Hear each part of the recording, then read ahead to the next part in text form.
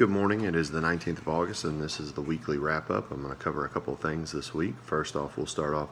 We had a successful week one of school. We got every kid into a classroom, got them fed, got them on the bus. Our enrollment is standing at 2,270, which is the largest we've been in quite a long time.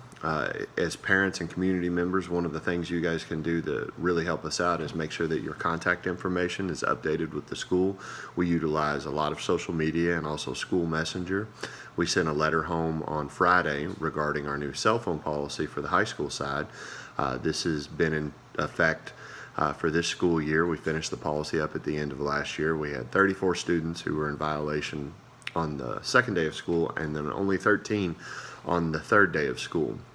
And in that letter, it outlines why we decided to go to this policy, which may seem a little cumbersome, but cell phones on the high school side are the biggest impact to our instructional program. And quite simply, we don't want them in class. We don't want to see them, don't want them on, don't want students using them. Students have opportunities on the high school side to use their cell phone in the hallways, in lunch, and before and after school. So as parents and community members, please don't call your student during class. You can call the school, and if it's an emergency, we can get a hold of them. But we don't make exceptions once the class starts. There is really no excuse to be on a cell phone, and we're going to need your support in that. I want to give a shout out to the football team who had a successful home victory, 33-7 over Southern the other night. I also want to take this time to do my yearly quick talk about sports cheering. When we're at an athletic event, and I was at a couple this week, both for Moore and then for my own kids, there is always going to be one parent or guardian that is out there shouting at their kid or shouting at the referees.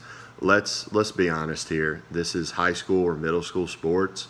The referees are not professional. Your student is not professional, and yelling at them or yelling at the referees really just makes you look foolish. Just don't do it.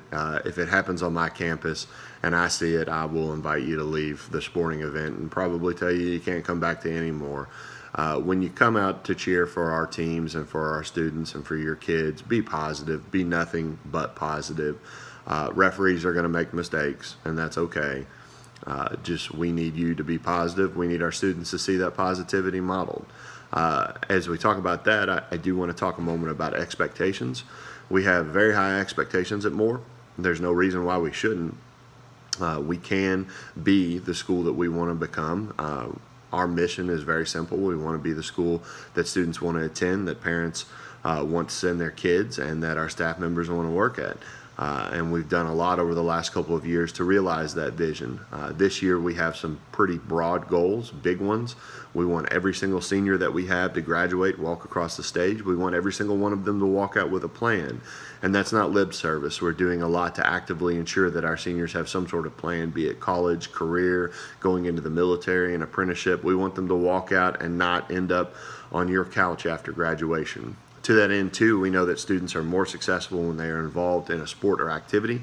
So please encourage your student to get into a sport or activity. We have over 25 sports offered, over 50 activities, maybe even more than that, and we'll pretty much add anything if a kid is interested. You've probably heard about the Backpack of Skills initiative in JCPS. Just a reminder, every 8th grader and 12th grader this year will defend their readiness to move on to their next step by the end of the year.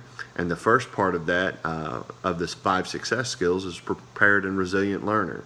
And being a prepared and resilient learner at Moore means you understand and know and demonstrate content knowledge and skills, that you apply that to real world context, that you can reflect on that, adjust that, make goals, and set goals for your next step. So that's some of the things we'll be working on with our students this year.